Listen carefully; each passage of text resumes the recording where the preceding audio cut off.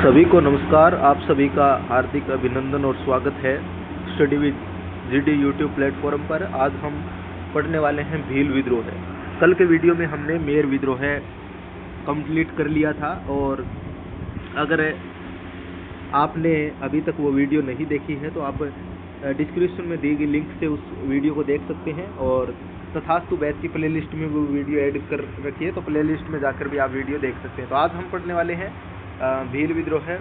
और भील विद्रोह में इसके अंदर जो ये सभी एग्जामों में जो जनजाति आंदोलन है, ये टॉपिक सभी एग्जामों भर्ती परीक्षाओं में के लिए उपयोगी है आपके लिए। तो इस प्रकार से हम इसको कवर करेंगे। भील विद्रोह के बाद में जो अपने यहाँ पे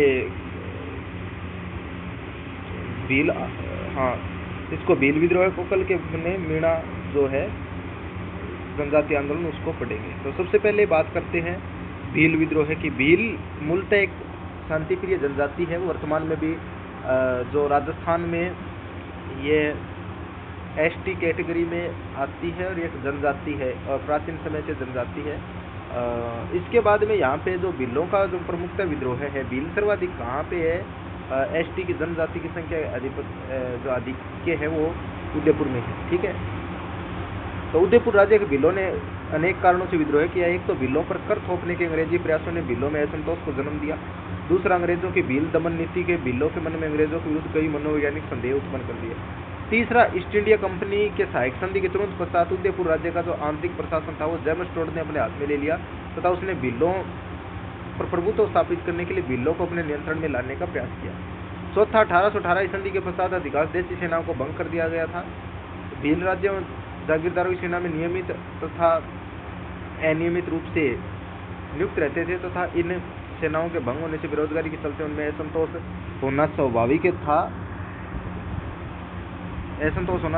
पांचवा, भील अपनी पाल के समय भी गांव में रखवाली चौकीदारी कर नामक कर तथा अपने क्षेत्रों से गुजरने वाले माल व यात्रियों से बोलाई सुरक्षा नामक कर वसूल करते थे। जेम्स टोड ने राज्य के आय व राजस्व में वृद्धि के प्रयासों के अंतर्गत तथा भीलों पर कठोर नियंत्रण स्थापित करने जैसे भीलों से उनके अधिकार छीन लिए। ये भील विद्रोह का कारण बना।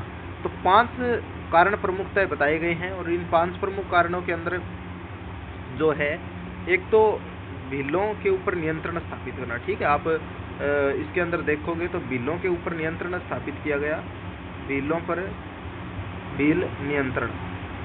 ठीक है, और एक इनको किससे मुक्त कर दिया गया? इनके अधिकारों से वंचित कर दिया गया। अधिकारों से वंचित कर दिया गया, दूसरा कारण ये था। और फिर इसके बाद में आता है कि तीसरा जो मुख्य कारण था, इन पर क्या कर दिया था? अपना प्रशासन थोप दिया, प्रशासनिक नियंत्रण। ठीक है, और इनका जो कर इकट्ठा करना था, उसको कर एकत्रीकरण का कार्य है उसको समाप्त कर दिया गया था। और 5वां था, इनकी जो सामाजिक व्यवस्था जो ढांचा था उसके अंदर भी इन्होंने सुधार लाने के प्रयत्न किए अंग्रेजों ने, तो उससे भी वे नाराज हो गए। यही भील विद्रोह का कारण बना। ठीक है, तो ये इस प्रकार से ये 5 कारण हैं।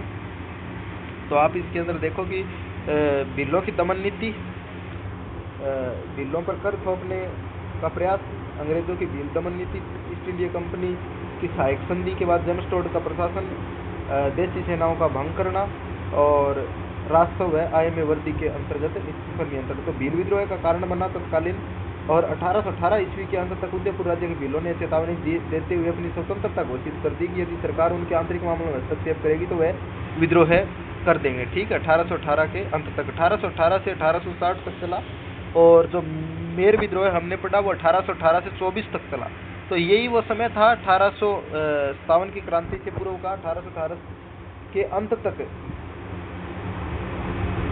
1818 के अंत तक उदयपुर राज्य के भीलों ने चेतावनी देते अपनी स्वतंत्रता घोषित कर दी थी कि यदि सरकार उनके मामलों में हस्तक्षेप करेगी तो विद्रोह करेंगे। और 1820 के आरंभ में अंग्रेजी सेना का एक अभियान भीलों के दमन के लिए भेजा, सफलता नहीं मिली। आगे जनवरी 1823 में ब्रिटिश व रियासत की संयुक्त सेनाओं ने 1823 में भील विद्रोह को दबाने में सफलता प्राप्त की। 1823 की बात है। उदयपुर राज्य के भील विद्रोह से प्रभावित होकर डूंगरपुर और बांसवाड़ा राज्यों के भीलों ने भी अलग अशांति उत्पन्न की। 1825 में आदिवासी विद्रोहों की कई घटनाएं घटी, यानी कि उदयपुर आप देखोगे तो ये राजस्थान का मैप है, इसके अंदर यहाँ पे उदयपुर, बांसवाड़ा, डूंगरपुर यानी और भीलवाड़ा का ये जो क्षेत्र है ना, यहाँ पे ये जो क्षेत्र है वो आदिवासी बाहुल्य क्षेत्र है। तो इसके अंदर क्या किया इन्होंने, विद्रोह उठाया। क्या किया? विद्रोह का प्रारंभ किया। तो इससे कारण यहाँ पे 1825 के अंदर भील मुखियाओं ने 1825 में समझौता किया और डूंगरपुर राज्य के सिमूर, वारू, देवल व नंदू पालों के भीलों ने भी ये समझौता कर लिया था। ठीक है, मई 1825 में समझौता कर लिया। और इसी प्रकार का समझौता डूंगरपुर राज्य की सिमूर,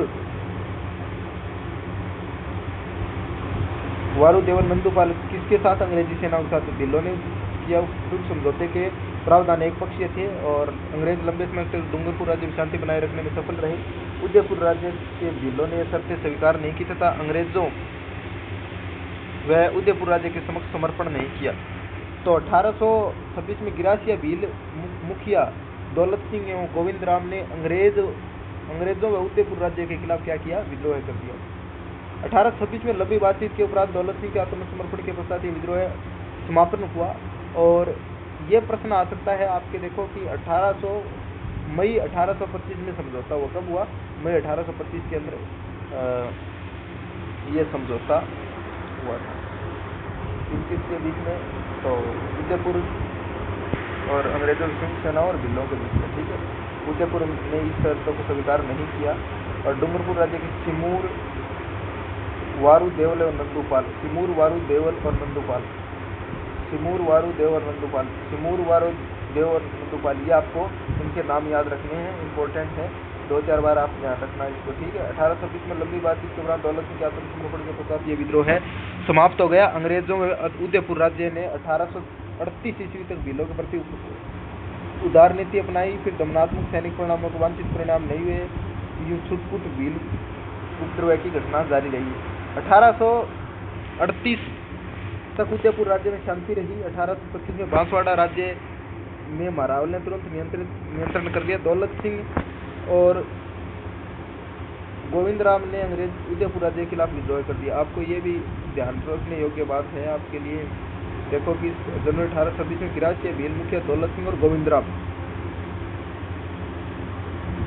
गिरासिया भील मुखिया दौलत सिंह और गोविंद राम प्रमुख नाम हैं जिन्होंने विद्रोह किया 1826 में, जनवरी 1826 में। ठीक है, अंग्रेजों ने बल प्रयोग के उपाय नहीं छोड़े। मेरवाड़ा बटालियन की पद्धति पर भीलों के विरुद्ध लंबी नौसैनिक योजना तैयार की, जिसके अंतर्गत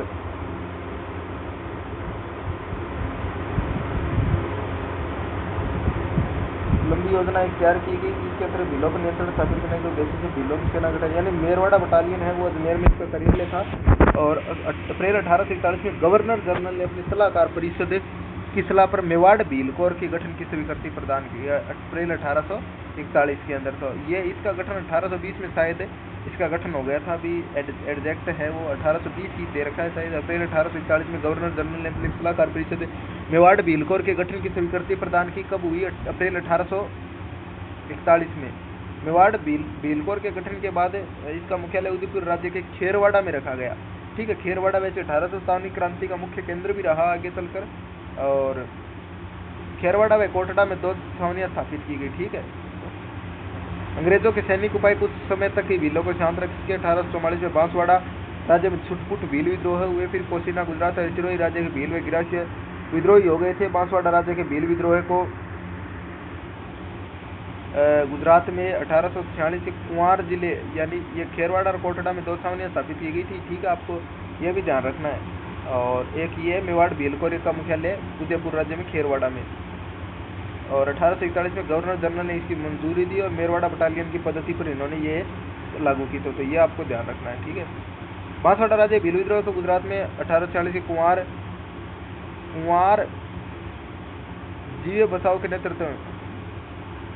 जीवे बसाओ के नेतृत्व में गुजरात के भील विद्रोह से बढ़ावा मिला।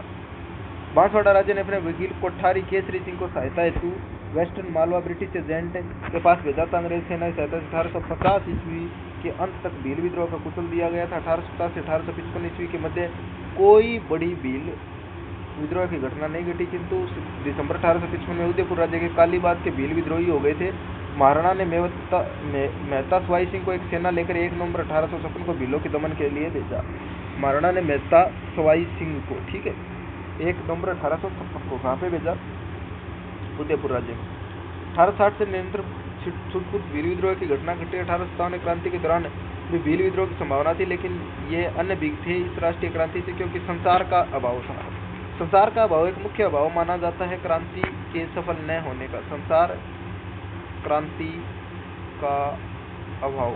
अभी क्रांति हो जा, अभी ऑपरेशन सिंदूर हुआ था, अभी क्रांति हो जाती है तो क्योंकि हमारे पास युद्ध की घटना भी आती है, तो हमारे पास संसार के साधन हैं। तो संसार के साधन है वो बहुत महत्वपूर्ण भूमिका निभाते हैं। और 1857 की क्रांति असफल इसी कारण हो गई थी। अंग्रेजों के पास संसार के साधन थे। उस समय भी 1861 में उदयपुर के समीप खेरवाड़ा क्षेत्र में भील विद्रोह की उपद्रवियों की घटनाएं सामने आई। कोटा के भील हिंसक गतिविधियों में संलग्न हो गए, जिसकी जिम्मेदारी मेवाड़ भील कोर के कमांडिंग अधिकारी ने उदयपुर राज्य पर सौंपी, क्योंकि राज्य के प्रशासनिक अधिकारी भीलों के साथ उचित व्यवहार नहीं कर रहे थे। इसी आधार पर हाकिम को स्थानांतरित कर भील उत्पाद को शांत कर दिया गया। और 1867 में खेरवाड़ा व डूंगरपुर के मध्य देवलपाल के भीलों ने उत्पाद प्रारंभ कर दिया। बोले मैं ही करांगा फिर, ठीक है, उत्पाद बोले बना तो करियो ना करियो मैं ही करांगा। तो मेवाड़ भीलकोर ने अना कुचल दिए, लेकिन कुचले बाद में भील विद्रोह फिर भी मान्या को ने 1872-75 के बीच में बांसवाड़ा में भील विद्रोह की अनेक घटनाएं घटी। और फिर ना बांसवाड़ा राज्य में चिलकारी और शेरगढ़ गांव के भील छापामार गतिविधियों द्वारा शांत रहे। 1873-74 के दौरान इन गांवों के भीलों ने खुला विद्रोह कर दिया। उनकी गतिविधि मध्य भारत के सेलाना व झाबुआ राज्य तक फैल गई थी। सेलाना और झाबुआ आपको पता है, झाबुआ, नीमच, रतलाम, गुन्ना, मंदसौर सब ये मध्य प्रदेश के हैं। 81 से 82 में उदयपुर राज्य के भील अंग्रेजों व राज्य के विरुद्ध उठ खड़े हुए थे। ये 19वीं सदी का सबसे भयानक भील विद्रोह साबित हुआ। असल में ये लंबे समय से एक भील आक्रोशों का विस्फोट था। तो 1857 क्रांति के बाद में भी 1881 से 82 के अंदर, ठीक है, और ये चलता आ रहा था 1818 से लेकर, ठीक है, 1818 से लेकर देखो अभी समय इसके अंदर 1860 तक चला, लेकिन ये आगे तक भी चला।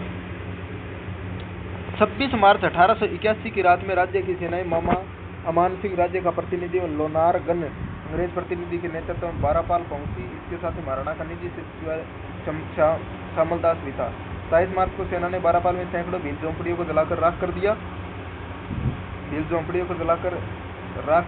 28 मार्च को पूरे दिन सैनिक अभियान जारी रहा। भीलों की झोंपड़ियों को जलाया जाता रहा। इस प्रकार से यह घटना चलती रही। अब आगे इसके अंदर है, आगे यहाँ लगभग 8000 भीलों ने घेर लिया। इस विद्रोह के मुख्य नेता बिलखपाल का गमेती, यानी भीलों का प्रमुख क्या कहलाता है? गमेती कहलाता है। गमेती नीमा पीपली का खेमा में सगात्री का जोहता थे। सैनिक अधिकारियों ने भीलों के साथ शांति समझौते का प्रयास किया, कोई सफलता नहीं मिली। महाराणा के निजी श्यामलदास ने रिखव देव मंदिर के पुजारी खेमराज भंडारी के माध्यम से भील नेताओं से वार्ता प्रारंभ की। अंत में 28 अप्रैल 1881 को भीलों के साथ समझौता हो गया और बराड़कर छोड़ने भविष्य में भीलों को जनगणना कार्य कष्ट न पहुंचाने विद्रोही भीलों को माफी देने पर सहमत हो गए। भीलों ने राज्य के नियमों के पालन करने का वचन देते हुए अपना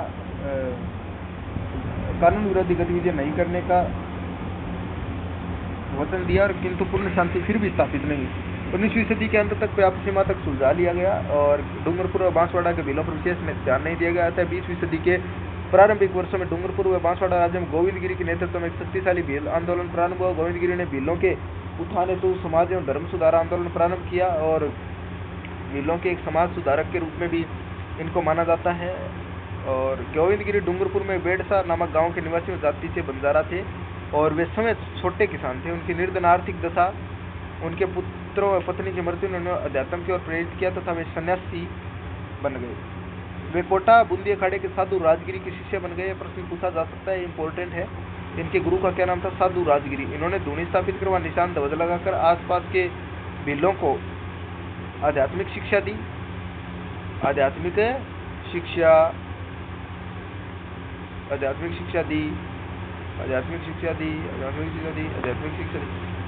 शिक्षा देने के बाद में इन्होंने भीलों को जागृत किया। इस प्रकार से यह घटनाएं चलती रही। संत सभा की भी स्थापना इनके गोविंदगिरी के नेतृत्व में हुई। और गोविंदगिरी की शिक्षाएं में उनका भगतपंथ था वो काफ़ी लोकप्रिय रहा। और गोविंदगिरी ने बढ़ते प्रभाव से राजा उनके जागीरदार वे चिंतित होने लगे। और 1906 में गोविंदगिरी ने राजपूतान छोड़कर 1910 तक एकड़ से हुए गुजरात के सूट और इटर राज्य के भीलों में कार्य किया और इस प्रकार से भीलों को जागृत किया। 24 फरवरी 1910 को एक समझौता हुआ जागीरदार ने भीलों के साथ, ठीक है। इटर राज्य के अंतर्गत पाल भट्टा में भील आंदोलन से, यानी गुजरात का है ये राज्य इटर, तो यहाँ वहाँ के जागीरदारों ने भीलों के साथ 24 फरवरी 1910 को एक समझौता किया। इस समझौते के अंतर्गत कुल 21 शर्तें थी जो भीलों के अधिकार से संबंध रखती थी। इस समझौते ने राजस्थान और गुजरात के भीलों को सामंती शोषण के विरुद्ध लड़ने का उत्साह दिया। और ये गोविंद गुरु हैं। तो ये समझौता गोविंदगिरी के आंदोलन की सफलता कहा जा सकता है। सन 1911 के आरंभ में डूंगरपुर स्थित मूल स्थान बेड़सावास आ गई। वहाँ उन्होंने धूनी स्थापित कर भीलों को उपदेश देना प्रारंभ किया। इस प्रकार से ये चलते रही आगे इसके बाद, ठीक है। राजाओं और जागीरदारों के द्वारा उनका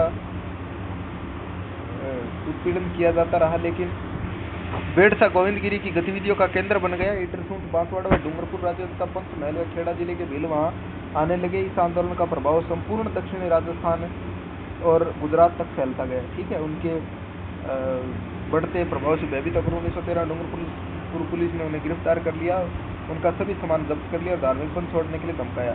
लेकिन गोविंदगिरी व उनके शिष्यों को सामंती व औपनिवेशिक दासता से मुक्ति प्राप्त करने हेतु भील राज की स्थापना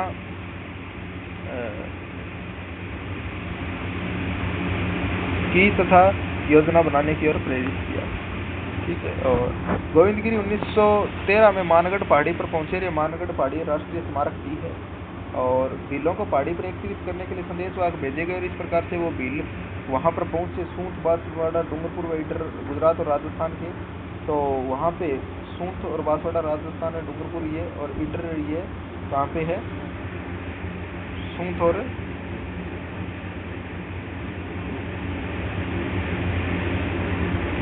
गुजरात में है इटर, ठीक है, सूंठ और इटर।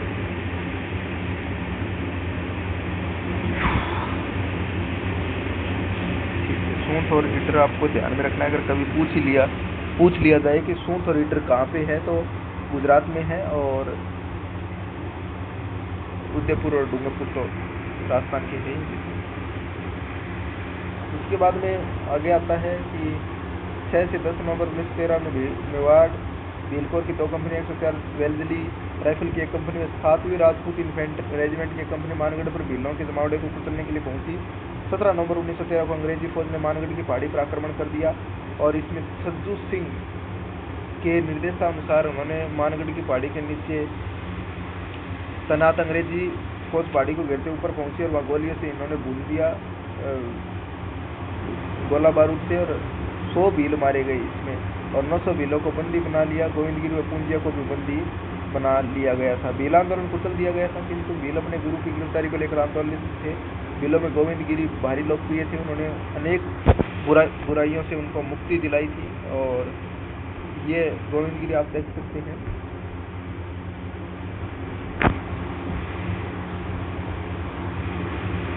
इस प्रकार से उन्हें 10 वर्ष की सजा हुई और यह आंदोलन कुचल दिया गया।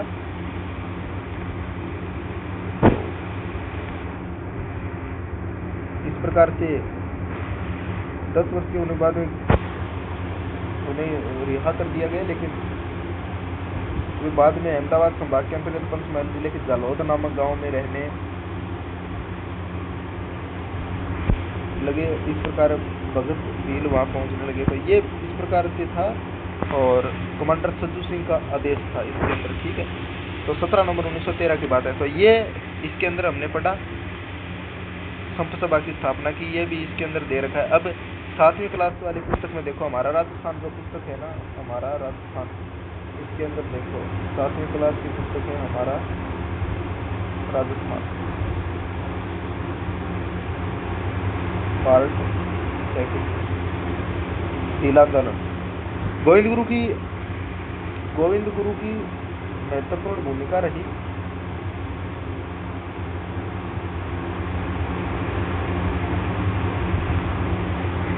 इसके अंदर संप सभा की स्थापना की। संप का सद्भावना, ठीक है, सद्भावना और प्रेम, और भाई सद्भावना और प्रेम। तो इसके अंदर 1913 मानगढ़ पहाड़ी पर अश्विन सुदी पूर्णिमा को संप सभा का अधिवेशन हो रहा था, तभी उन्होंने उन पर गोली बरसाई गई। इसे भक्त आंदोलन भी कहा जाता है।